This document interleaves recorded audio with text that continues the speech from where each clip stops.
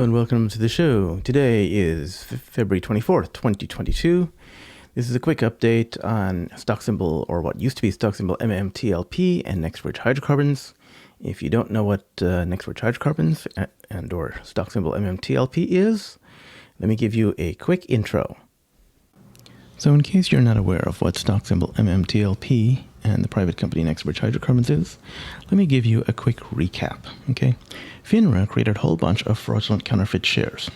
And let me explain how and why. On December 8th, 2022, according to FINRA data itself, 13.7 million shares of stock symbol MMTLP traded, of which 9.5 million shares were short sales. Okay, this is FINRA data itself. As you can see, there was about 13.7 million shares of total volume, and 9.5 million shares was short volume. Okay, that's FINRA data. Can't contest that. It's from FINRA itself. Now, a short sale, in case you're not sure what a short sale is when you sell a share without first buying it. Normally, most people will buy shares and at some point sell them later on, right? So they don't own shares, they'll buy some shares and then sell them later on, right? That's a long position, and that's called, that's what most people do. Short sellers do the exact opposite. What they do is they will sell shares that they don't have, that they don't own, into the open market, and then they hope to buy those shares back at some later point in time when the price is lower. Okay, that's what a short sale is. Now, because they don't actually have shares, short sales have the effect of diluting shares up until the shares are actually purchased, right? They've put shares out there that were never issued, and they have a dilutive effect on shares. So, and you can guess what, that does to the share price, by the way, too. Now, FINRA issued a U3 halt on December 9th and the 12th of 2022, and all the way up until so FINRA said that MMTLP would be U3 halted on December 9th and 12th. These were the last two trading days of stock symbol MMTLP. And there was going to be a private company shares, Nefarious Hydrocarbons, which are supposed to be distributed to all shareholders of MMTLP on December 14th, after which the symbol MMTLP would be deleted, okay? And so what that means is all short sales must be reconciled by then, right? But FINRA issued the U3 halt. And what that U3 halt did was you couldn't trade MMTLP shares. So the short shares that were sold could never be reconciled. MMTLP shares were sold into the market. They were never purchased, and they can never be purchased thanks to the U3 halt. Okay? As a result of that U3 halt, FINRA prevented the people who had sold shares from ever buying them. So when you sell things without ever buying them, that's called fraud. And FINRA is responsible for the creation of these fraudulent counterfeit shares. Okay? Because the short sellers can always claim they had every intention to buy back those shares that they sold, which they didn't own, of course. But FINRA stopped them. So FINRA is responsible now for the creation of fraudulent counterfeit shares. Okay? What happens when you have created fraudulent counterfeit shares? Well, we all know what fraudulent counterfeit shares does into the market. It has the effect of pushing down prices. Okay, when share prices are pushed down, because there's a bunch of fraudulent counterfeit shares out there, you know what? That's called price manipulation. So FINRA has now become a price manipulator. Okay, and we can say FINRA is a price manipulator because they knew what they were doing. They knew that they were creating fraudulent counterfeit shares. They knew what the effect of the fraudulent counterfeit shares would have on the price, and they knew what the effect of introducing fraudulent counterfeit shares into the market is, right? So they are now a price manipulator. Next, finally, FINRA knew about the fact that that stock symbol MMTLP was going to be spun out into the private company Nefarious Hydrocarbons. They knew that there were 165 million shares that were issued by the company itself, and they knew about the flooding of the fraudulent counterfeit shares into the market. Okay, so as a result of that, Metamaterials, they issued the 165 million shares of Nefarious Hydrocarbons to the transfer agent AST, and AST provided the shares to the brokers as directed by DTCC. And so the brokers have all the shares, right, that has been provided by Metamaterials to shareholders of stock symbol MMTLP. However, FINRA created all these fraudulent counterfeit shares out there, and so the broker-dealers cannot distribute the 165 million shares in a one-for-one basis to every MMTLP shareholder, because now there's a whole bunch of fraudulent counterfeit shares out there. So FINRA has prevented every MMT shareholder from receiving a one-to-one dividend of the private company. Brokers can't decide who gets a share and who doesn't get a share. Everyone is entitled to a share, right? So FINRA has created this entire big mess. What should they have done? You might say it's complicated. What should they have done? It's so very simple. FINRA should have instructed broker-dealers of a corporate action. They should have told them that, shorts must close their positions by 12/12/2022, right? And for shorts to close, that's a buy to close, because they've already sold the shares into the open market. They need to buy to close their positions. FINRA should have also informed broker-dealers that on the trading days of December 9th and December 12th, all trading must be a position close only. Okay, what does that mean? That means that longs, people have already purchased their shares, they can sell the shares to the shorts. And the shorts can close their positions prior to 12/12 of 2022. But if they don't close it prior to 12/12, they will be forced to close on 12/12 via automatic buying, right? This would reconcile all the shares that were already sold to buyers. But, the shorts were prevented from purchasing the shares. So all of the short shares became fraudulent counterfeit shares.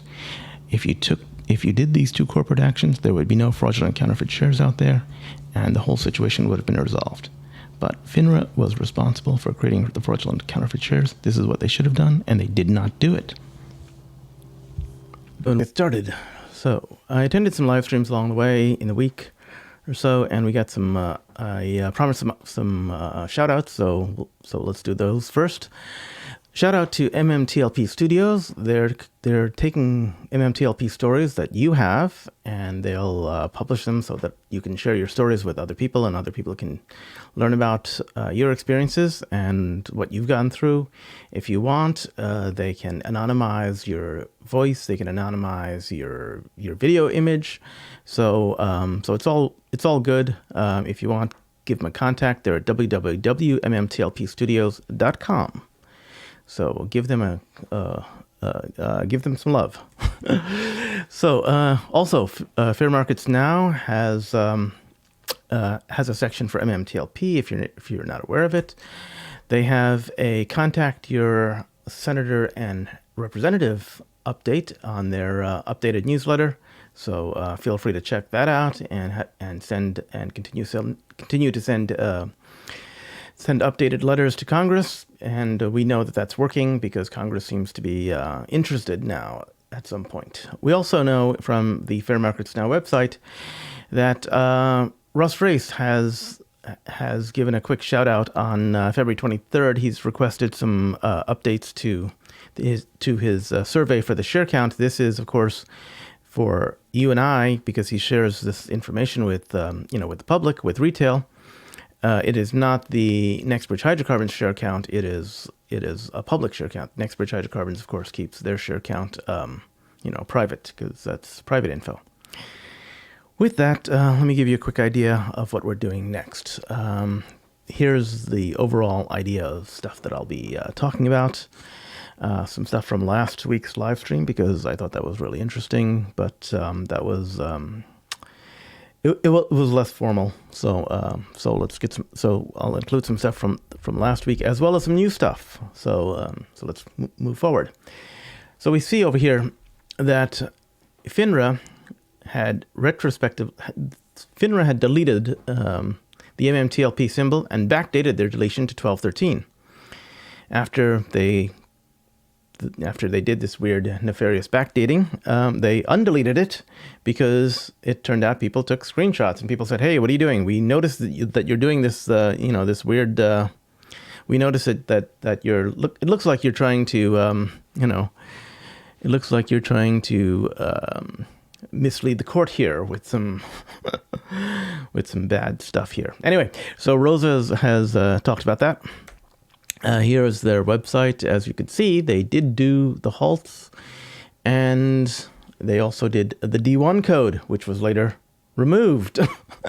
It's gone. But anyway, I did notice that for some reason it was on the daily list, but it was also on the trading halts. And this weird backdating stuff is it's very nefarious. You would think that they would know better than to be doing all this weird stuff. Anyway, they got caught.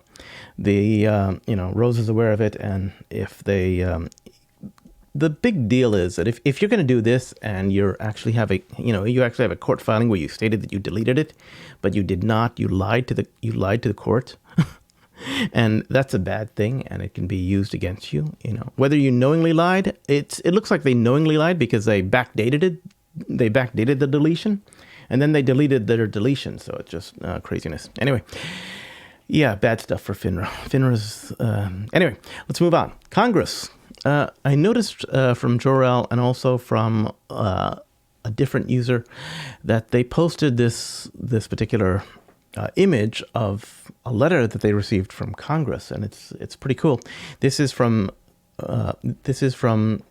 Congressman Bill Posey of the 8th District in Florida. He is on the financial services area. He's in the Consumer Protection and Financial Institutions Subcommittee. And so he's this was dated February 6th, and that's his header. But basically, he said thank you for asking the question and all that. But he also, in his response, he was defending FINRA, of course. But he also said that, hey, look, FINRA, you're getting I'm getting a whole bunch of questions asking about what's going on with this naked short selling, synthetic share creation, dark pools, abuses of retail investors. It might be a good idea if you could talk to us and let's talk about these things. FINRA's actions can help assure these traders of the fairness and investor protections built into exchanges. We must ensure that our securities market gives small retail investors the confidence they need to participate in supplying our firms with capital. Okay, so this is multiple things that are being spoken of at once. Okay. First off, the congressman is telling FINRA, look, I know what the deal is. I know that you work, I know that our stock market makes a ton of money off retail investors, and retail investors supply capital. They supply capital so that our stock markets can grow, okay? If you remove retail investors by making the stock market so corrupt that basically, everyone's going to leave. So get your act together, If you have to take a loss on this, take a loss on this. That's basically what the congressman is telling FINRA here, okay? So with that, I had some questions that, I might want to, if I were a member of Congress, what might I want to ask, questions of FINRA? Let's say that, let's magically pretend that I've subpoenaed FINRA and that they have taken an oath, who knows what they think of oaths, but let's magically imagine that they've been subpoenaed and are not, have to tell the truth before Congress. Let's see what, questions, what good questions a congressman might ask. So with that, I came up with some questions. I got about 14 of them or so. So the first question is, what did you, FINRA, think that the U3 halt would do, right? How exactly would the U3 halt have prevented settlement failures, okay? So with that, the intention is I want to hear what FINRA has to say. Did they do the U3 halt, and did they knowingly do the U3 halt, with no idea of what the consequences were? Maybe they did know. Who knows? Maybe they don't know what they're doing. Maybe they have too much power. Maybe they need oversight. Anyway, given that shareholders have not yet received their Nefarious Hydrocarbon shares after 60 days, over 60 days, now it's like 70 days, from when they were supposed to receive the MMTLP, from when they were supposed to receive the Nefarious Hydrocarbon shares that were to be distributed to MMTLP shareholders, do you, FINRA, see that as a settlement failure? Do you understand that that's a settlement failure? Do you understand that you're responsible for this settlement failure? And do you have any plans to fix this settlement failure? Okay. So the reason to ask those questions, right, is if FINRA needs is FINRA even aware of the problem? Is this a systemic problem? Is this a bigger problem than just this one issue? And if it's a big problem, do they need additional oversight and direction? Because, they may not be able to police themselves. Their ombudsman may not be doing a good job, for all we know, right? Next, When you had information about Nefarious Hydrocarbons and their S1 filing for 6 months, why is this event extraordinary? You had plenty of notice. Are you saying you needed more notice? Don't tell me you're understaffed, because quite frankly, you say that you don't need any money. You say that you go off and you help retail with money without a cent of taxpayer money. So what are you saying here? Are you saying you're incapable of doing what you're supposed to be doing? Okay. Third question. Do you FINRA report to the SEC? Because, after 6 months with the SEC and numerous updates and amendments, why would you FINRA change the S1 via corporate actions? Why would you do that? Okay. This question is meant to ask, do they understand who they report to? And are they saying that the SEC fucked up?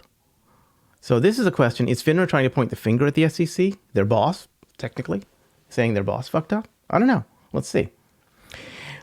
Fourth question. Why didn't you FINRA order the shorts to close their positions by a particular date? They never ordered this. Why didn't they do this? And the reason for that question is, did they even understand that they needed to close the short positions? I mean, are they incompetent? Are they corrupt? Where are they in this, right? So that's the reason for that question. Question number 5. Are there any potential conflicts of interest between, your directors, advisors, or employees and these various short hedge funds? Is this a revolving door? Are you guys, going back and forth through there? Are there some conflicts of interest that, people should know about? And if so, are you going to do anything about it? Sixth question. Can you FINRA describe the situation with MMTLP Nefarious Hydrocarbons shareholders? Do you know why more than 65,000 shareholders are upset with your actions? Can you actually describe this to us? And the reason for this question is it's to determine if FINRA even understands what the situation is with short positions, right? I mean, they say that people cannot look at their own reflection in the mirror because they don't recognize it. Do they even recognize that what they did is wrong and that it's caused problems, right? I mean, for all we know, they may have just, covered their eyes, closed their ears and not wanting to hear anything, right? So that's a question, is FINRA aware that this has caused problems among retail, right? Seventh question. Can you explain how you, FINRA, would resolve this issue to the satisfaction of shareholders, right? Now, the purpose of this question is just to determine if FINRA is capable of coming up with a solution that would satisfy shareholders, right? Are they even capable of understanding what they needed to do? Or are they that incompetent and corrupt that they don't know that the shorts need to close their positions? And if so, then maybe, we need to get rid of FINRA. If they're so incompetent and corrupt, maybe we need to get rid of them completely, right? So these are questions that, need to be asked, I think. Eighth question. Now, you, FINRA, have been named as a defendant in a court case to bring back the 2 days of trading that you removed from shareholders with the U3 halt. The plaintiff, Rosa Twill, is concerned about the short positions in MMTLP and the inability of brokers to reconcile shares and provide the one-to-one dividend, which already has been provided to the transfer agent from the issuer, right? That the issuer being MMTLP, Nefarious Hydrocarbons, and the brokers. So the brokers already have the shares because it's been allocated by the DTCC. But because of the short positions, they cannot provide the private company Nefarious Hydrocarbon shares to MMTLP shareholders, right? The shorts decrease the net position of each broker, so the brokers don't have enough shares to give to the individual shareholders, right? Because there's not enough shares because the shorts create negative shares, right? In all of your filings about this case, do you even mention a short position, right, of MMTLP at all? And, with all the filings you've done in this short case, I don't think that you mentioned it. And why is that? Do you understand why the plaintiff is complaining? I mean, do you understand why? Or are you just hiding behind your supposed immunity that, we as Congress can, of course, remove at any point in time? Question number 9. The mission statement is that, you protect investors and promote market integrity, right? And explain how going against Rosa Twill in her lawsuit to close these short positions and get back the 2 trading days is protecting investors and promoting market integrity. You realize she's making you look bad. You should just basically accede to her demands. Give up your case. Why are you fighting her so much? If you want to protect investors and promote market integrity, just let her have her way, because it sounds like you damaged investors and you're promoting market corruption. Okay. Question number 10. Oh, actually, question number 9 again. Miscounted. So there's probably a few more questions. Anyway, have you FINRA previously helped short hedge funds with their torch positions before? Do you recall that about the metamaterials informed you about the Series A preferred shares that were never intended to be traded and that you traded them? Do you recall that short sellers got the Series A preferred shares trading under the symbol MMTLP? Do you remember any of that? So you you have a history of helping short hedge funds, right? And hopefully you are aware of your own history, right? 10th question, which is really the 11th. You FINRA appear to have a history of helping short sellers. And have you opened up any investigations to your own actions with regard to individuals who might have conflicts of interest, corruption, or impartiality? And if you haven't, why not, right? If you have, what were the results of those investigations, right? Well, these issues seem to have, been over a year old. What have you done in terms of investigating yourself with regards to conflicts of interest, corruption, and impartiality with regard to hedge funds and helping short sellers, okay? Specifically in the MMTLP case, specifically, right? 11th question. Now, I understand there was a meeting called by the DTCC and NextBridge Hydrocarbons, and FINRA was supposed to be present, as per John Berta, who's the ex-CEO of Torchlight Energy. John Berta was there. Why did you not go to this meeting? The DTCC showed up. You were a key participant, yet you elected to say F you and not show up. What's the deal here, FINRA? You're not going to meetings that you're supposed to go to? Talk to us about that. What happened? Do you have a doctor's note or something? What's going on? Okay. 12th question. Tell me about the deletion of stock symbol MMTLP. Because, first you FINRA issued this corporate action that it was to be canceled. Then you changed the word to deleted, right? But the symbol wasn't deleted until it wasn't deleted on 12/13/2022 as it was supposed to be, right? But a court filing does incorrectly state that the symbol was deleted when at the time of the filing it wasn't, right? But then later on February 16th, you did delete the symbol, but you backdated it to 12/13/2022. What's all this about? Why did you do all this? And why did you backdate it? Is this incompetence? Are you just making mistakes? Or is this corruption? Are you trying to cover up something? Which one of those two is it? Give me an idea, because I'd really like to know. Question 13, which is really question 14. Have you started any internal investigations as to why there are all these irregularities? And if you haven't started any internal investigations, why not? Do you want to, or do you expect this situation to repeat? Do you expect this situation to repeat time and time and again for other symbols? Are you learning from your various mistakes that you've made? Because obviously these are mistakes because the public believes you're incompetent and or corrupt, one or the other, maybe both. So if you want to get back public confidence, you better start learning from your mistakes. Otherwise, we got to get someone else that would restore public confidence, right? This is what Congress should be thinking about, right? So if you've started your investigations, when do you expect a completion, right? When will you make these filings public? Because a lot of times people just basically say, "Hey, look, we've started our investigations, and as a result, we can't say anything for the next 7 years or 10 years until the investigations are over. We're still investigating. It's an active investigation." So this is meant to say, how long do you expect this investigation to take place if you started it, right? And when do you expect completion? And let's have an end date here, FINRA. Okay. Finally, the last question is, your offices appear to have stopped taking feedback from the public regarding MMTLP. It seems as though the people answering the phones are no longer answering the phones. They seem to have hung up once they hear the stock symbol MMTLP. Why is that? Aren't you supposed to investigate corruption if there's a large public outcry? And what fundamental changes do you FINRA recommend so that there can be more public oversight? What changes to FINRA can you make so that the public can have more transparency? Or are we just going to repeat the situation over and over and over again? Because it seems as though you fucked up and you need to fix the situation because you've lost trust here, FINRA. The public doesn't trust you. And if the public doesn't trust you and they're not going to bring their money to the stock market, it's your freaking problem and you need to solve that. That's what the congressman should be thinking in the back of his head. And with that, that's my questions I would ask if I were a congressman, right? That's if I were a congressman. Finally, I want to give a quick shout out.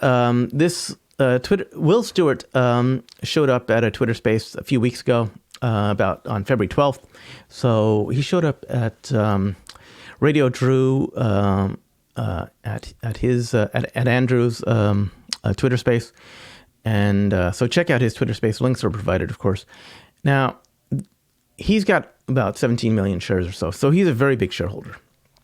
And the interesting thing is that his broker has not asked him if he wants to move his shares to AST. Now, his broker has asked a lot of smaller shareholders, hey, if you want to move your shares to AST, you can, But it's interesting to note that Andrew specifically has not been asked if he can move his shares to AST because his broker knows that he's got too many shares and his broker may not have the shares.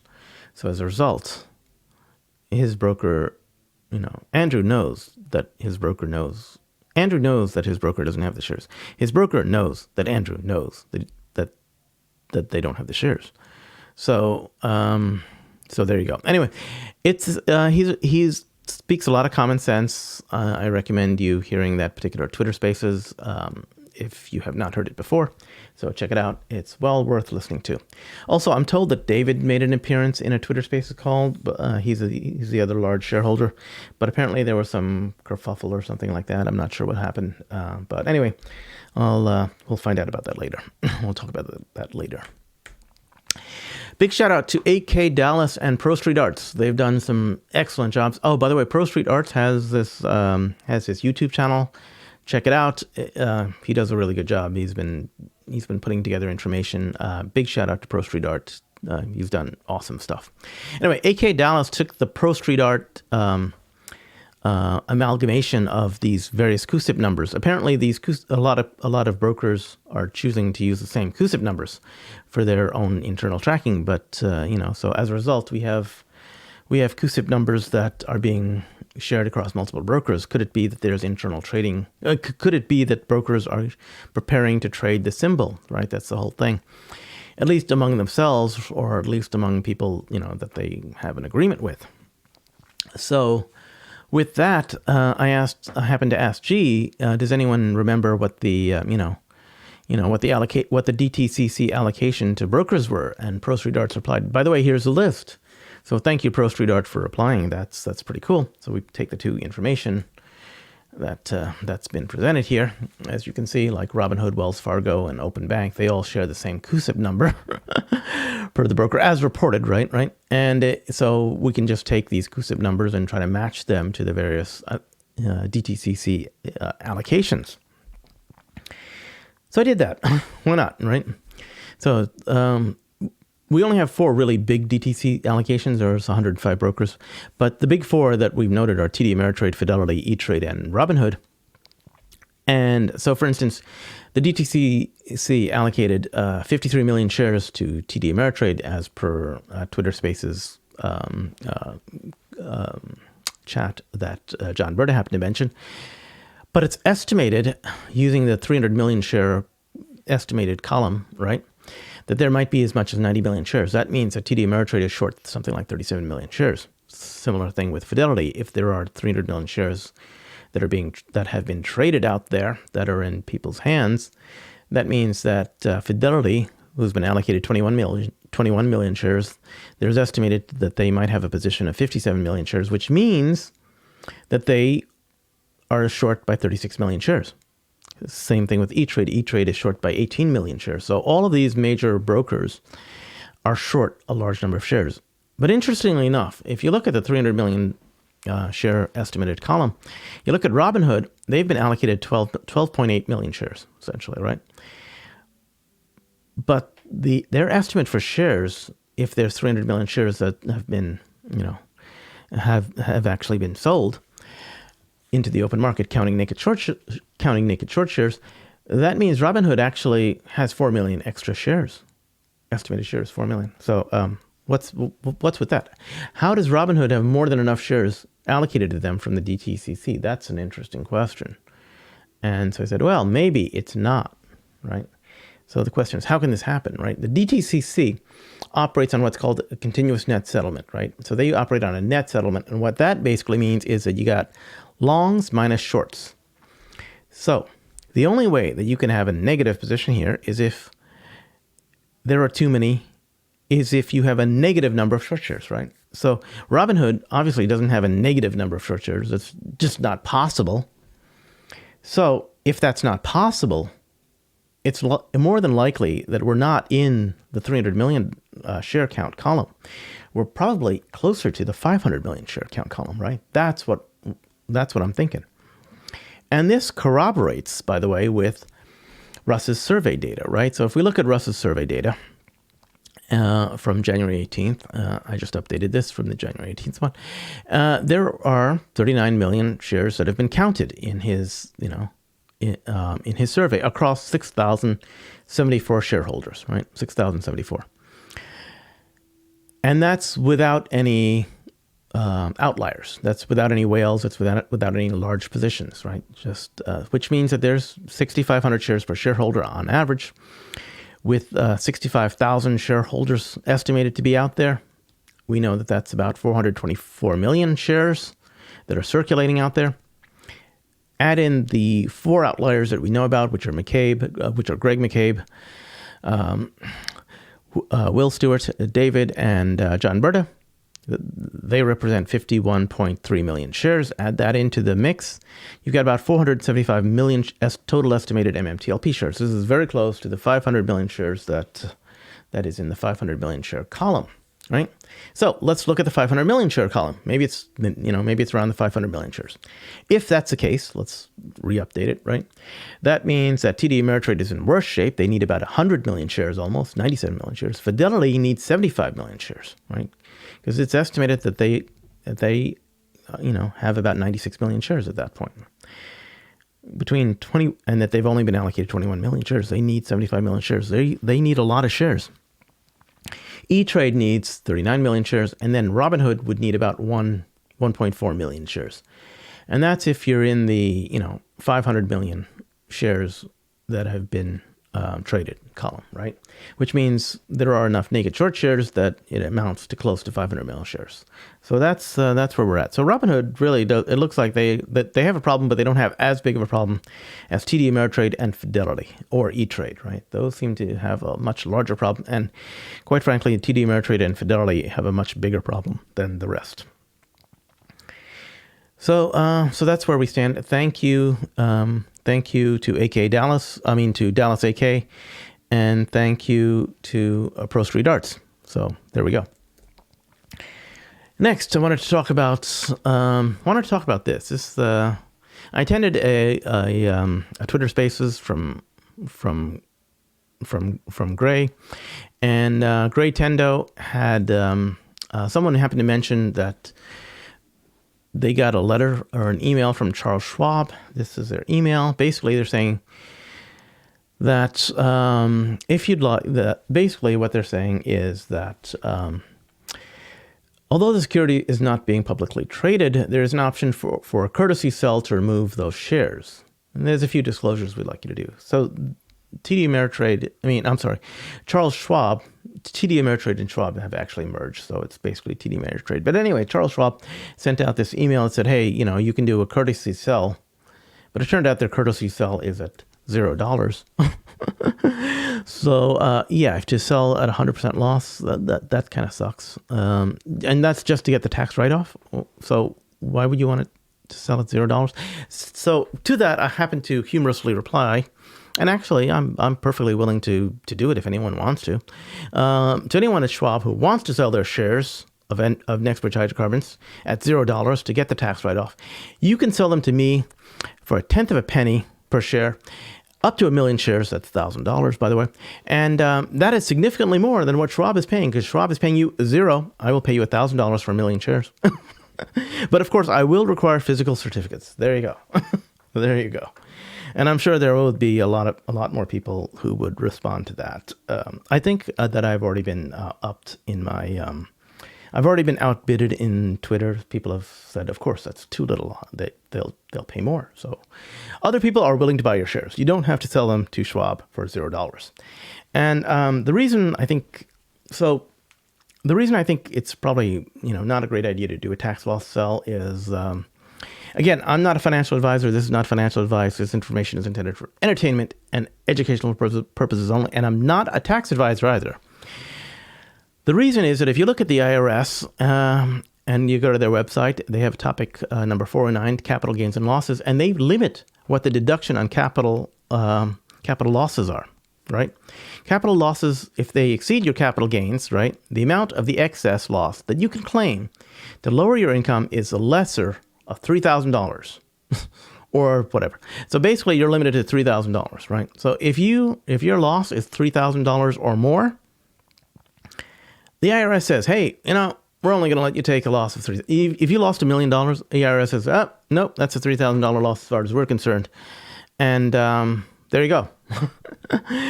So that's not much of a big deal. So personally, what I tend to do is I tend not to take my losses until I have a really big gain. This is just me. I'm not suggesting anyone else do this, right? I keep the losses on the books, and that decrease, and I wait until I have a big gain. And once I have a big gain, then I can take my loss, right? And that'll decrease my overall net gain, right? And that should account for greater than the $3,000 per year savings, right? Otherwise, I'm limited to $3,000. Why would I want to do that? Again, this is what I do. Not recommending anyone else do this. This is just me, okay? FYI. By the way, that was a side note. So, back to talking about MMTLP again.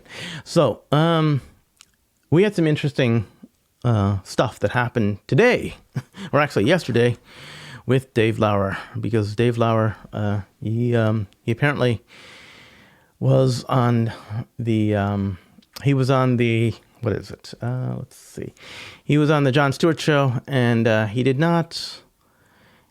He appeared to not know what's going on, or he appeared to state things in a wishy-washy way. And I don't know what's going on with Dave Lauer. I did not see the episode, but I heard about it, and I heard about it on Twitter. It says, this is from Trading Secrets, who retweeted what Rare DD says. The issue with Dave Lauer is he can't imagine anyone at FINRA being malicious. He responded to the MMTLP corporate action as is, but ignoring the possibility that FINRA didn't just convey what the company requested. They didn't show the second meeting with the DTCC and John Berta. Okay, this is a tweet from George Palikaris, which was included in this email. George Palikaris specifically requested a trading freeze on the 12th at the close, right? And that the shares would be distributed on the 14th. That gives you 2 days, okay? And he said, please take the time to read the S1. No public trading after the distribution date. There is no ex-dividend. This is what George Palikaris said at the time, okay? November 30th of 2022, right? George Palikaris gave them a heads up, okay? Jeez. Now we look at what FINRA did say. This was later on in time, right? This is 12/8. This is 12/6 and 12/8. They had these corporate action notices where they talk about the cancellation, and then they talk about the deletion, but they talk about the pay date. They talk about the pay date of 12/14, and then later on they say that the purchases of MMTLP executed on 12/8 will not receive the distribution. Where'd they come up with that? They came up with that on their own. So, and then they said MMTLP will be deleted effectively 12/13. They're moving dates willy-nilly all by themselves. This has nothing to do with the S1 that was filed by Metamaterials and the company to be spun out next, which Hydrocarbons has nothing to do with what was filed. They're making up the story as they go. Furthermore, we can see that if you look at the S1 filing, it says that the record date is the close of business on December 12th, 2022, and the distribution date is the close of business on December 14th, 2022. This comes directly from the S1 filing. Okay, this is from the S1 filing. They obviously are incapable of even reading simple things like the S1 filing. I don't know why. If I can read it, certainly they can. Anyway, moving on. So he says, Rare DD says he finds it understandable. Says he replies to this, by the way. He says, he finds it understandable that Meta and their highly qualified legal team completed a lengthy S1 process with the SEC only to fail at expressing to FINRA what the corporate action should convey. Did Meta tell them to ignore the FTDs? Okay, so he is Dave Lauer. So Dave Lauer finds it understandable that Meta Materials and their highly qualified legal team of Wilson, Sonsini, Goodrich, and Rosati completed the lengthy S1 process. This was a process that took 6 months. 6 months, approximately, okay? 6 months with, I think, between 4 to 6 different filings. Jeez. And they failed at the end to express what needed to be done at FINRA? I don't think so. I don't think so. We can just look at this tweet, right? George Palacaro says, hey, look, he makes it plain to them. He makes it so plain to them. Oh, geez. Anyway, so Dave Lauer finds it understandable that FINRA did this, okay? And anyway, a lot of people were upset with Dave Lauer, right? And RareDD also states that, hey, look, FINRA members fund FINRA. Who are the FINRA members? Broker-dealers, of course, right? If MMTLP corporate action was as intended, those same members would have spent a great deal of money to close their positions. Why is it difficult to see that there was a motive for FINRA to mess up this process? Brokers sent out an SOS and FINRA responded. And then he's got some screenshots here, right? Let me go over the screenshots. The screenshots are here. Here's some screenshots. These are trading logs, right? These are trade logs. And if you look at them, look at the size or the volume, right? The volume is 505 here. Let's see if I can get a mouse here. The volume over here is 505, as we can see for MMTLP. The volume over here is 505 in general, everywhere. 505 volumes. More volumes of 505, right? 505. More volumes of 5. Who trades 505 shares exactly, precisely? And what does 505 look like? It looks like the letters SOS. And if we look, there are some secret market maker signals that they use to communicate among themselves using this volume indicator. And when you have 505 shares, the meaning is, I am short shares. Everyone's saying, I'm short shares. I'm short shares. So all of these market makers are saying they are short shares. This is a secret language that they've developed. Of course, everyone knows about it because everyone on this who watches this channel understands all this. I've talked about it before. Suffice to say, you guys are all aware. Anyway, that is a secret language for those people who are not aware. These are the other messages that they can provide as well too. But it's really interesting. 505 does mean SOS. There you go. So Dave Lauer happened to make a whole bunch of tweets today. So he says, basically he's apologizing to the Twitterverse and he's saying, hey, look, I think it was clear enough. I don't think I was clear enough yesterday about MMTLP. I think that FINRA really screwed up the entire situation. The lack of transparency has been egregious. Individual investors were misled into thinking trading would take place. This is not okay. Huh? Who was misled? Who was doing the misleading? I don't know. Anyway, Dave Lauer further goes on to say, I think FINRA needs to come out and be radically transparent. They need to explain exactly what happened and what the full share count or audit shows, even if it's under investigation. If the books are reconciled, that needs to be shown. If they're not, that needs to happen. Okay, agree, yeah.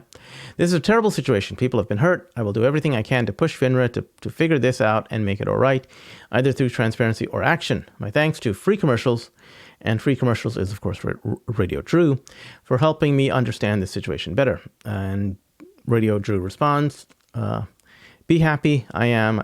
He just called FINRA, thank you. You let me talk and yell at you for 2 hours. So basically, Radio Drew happened to mention on a Twitter Spaces that he was basically talking to Dave Lauer on the phone or individually somehow. And he, of course, lost it. And, he says he lost it and he was yelling at Dave Lauer for 2 hours. And he says, hey, let's give Dave Lauer a second chance. That's what Radio Drew says. And he says that Dave has received death threats and his family's been threatened and all this stuff. To which it should be obvious to everyone, Please do not threaten Dave Lauer and do not threaten his family. We do not do that. This is not this is not us. This is not what we do. So nobody deserves that. Nobody deserves to have their family threatened. This should be obvious. There's some speculation that the people who are doing this are actually the short hedge funds who are trying to pretend that they are MMTLP shareholders, trying to paint us in a bad light. It could be. Who knows? In either case, as of the time of my screen capture to this, there's about 60,000 views on Dave Lauer's tweets. I don't know how many millions of people saw him on, saw him on Jon Stewart, but there's about 60,000 views. So yeah, okay, Dave, you mentioned what happened, and yeah, but I also thought, your first tweet kind of like got me thinking a little bit, because you're saying individual investors were misled into thinking trading would take place. This is not okay. Who's doing the misleading? What's going on? And I thought you personally spoke to Rosa Twill and John Berta, that you fully understood the situation before going on the Jon Stewart show. At least that's what I thought. And that's what a lot of people thought, right? I mean, I seem to recall hearing Rosa Twill say that she personally spoke to you and that you understood the situation or something like that. Also, I thought you had a one-on-one conversation with John Berta, the ex-CEO of Torchlight Energy, and he got to explain the story in in-depth detail to you. So I thought you knew more than anybody else out here, right? But yet we seem to know more. I don't know. Anyway, my comment is that, it takes a long time. It takes a very long time to gain trust for most people, certainly for me. And it takes seconds to lose trust. And I think you've lost a lot of trust right now. Can you get it back? Maybe. I don't know. It's possible. But you got to be doing a lot more to help out. Tweeting to 60,000 people, one thing, and then when you previously said something to, I don't know how many millions of people, something else. I don't know. Anyway, you've lost a lot of trust. If you want to regain trust back, it's going to take a fair amount of work, Dave. That's just my opinion. Again, nobody deserves death threats. Nobody deserves having their family threatened. That's clear. That's not even a question. But yeah, we expect, I don't know. A lot of people thought that you were more intelligent and that you understood the situation more. Yeah. What's going on, Dave? Yeah. Anyway, next. I've been asked this question by a few people. What do I think is going to happen next now that everything's Nextbridge Hydrocarbons? To which I think there are three possibilities, and there have been three possibilities for the longest time. They are all still in play. We could get a court order from the judge. Rosa could win her case, and it could happen very quickly, in which case the judge can roll back time. The judge and courts are the only time machines that we know that exist, right? He can basically reconvert all the Nextbridge Hydrocarbons CUSIP placeholders into MMTLP shares for a limited number of time. He can force FINRA to force the shorts to close their positions. And then he can force FINRA to have people to allow trading of MMTLP for position close only, right? So that people who own shares can sell the shares that they own to people who need to buy the shares to close their positions, meaning short sellers who've already previously sold shares that they didn't own in order to reconcile their positions, right? And that way people have the choice as to whether they want to sell their shares or go into Nextbridge Hydrocarbons. So people need that choice, right? Because that choice was taken away. Possibility number two, Nextbridge Hydrocarbons could sell some shares. We know that they had about 40 million shares that they had previously put available out there, saying they intend to sell some shares in order to develop some oil and gas properties, do some production, possibly do some test wells, that kind of stuff. They were going to sell some shares. And if that's the case, brokers and shorts could very well buy the shares directly from Nextbridge Hydrocarbons in order to provide Nextbridge Hydrocarbons with, in order to provide the Nextbridge Hydrocarbons shares that they need to provide to shareholders, right? So that they can reconcile all those shares. What would this mean? This would mean that Nextbridge Hydrocarbons would take in billions of dollars, maybe tens of billions, hundreds of billions, don't know how much. It depends what the share price is, which we do not know. They can take in all that money and they can develop the oil and gas assets, which means, they can start making production wells. They can start hooking up the pipelines. They can start building whatever extensions they need to build the pipelines, right? They can go into production, which means we can get regular dividends. But even after they do all of that, right, they'll still have a ton of money left over, and they'll have most of the money left over, and they can take that money and give it back to shareholders as a one-time special dividend, right? So option 2 is still in play. It is still possible, and you might even see a combination of option 1 and option 2 taking place, right? Finally, I still think there is a distinct possibility that we might see some gray market trades, as we saw that Schwab was, sending out some letters saying, "Hey, look, we're offering to buy back your shares." Now, granted, they were offering to buy back shares they were offering to buy the shares for $0, or in essence, they're offering to just take your shares away from you. But that $0 value could change to a non-$0 value, right? And if that happens, that's the least probable, I think, because it would require thousands and thousands of phone calls, lots of 5-minute call negotiations. The brokers and dealers, could go directly to the shareholders that they know of and try to close those positions. But that's a lot of work. That's a lot of time, and would probably require, I don't know.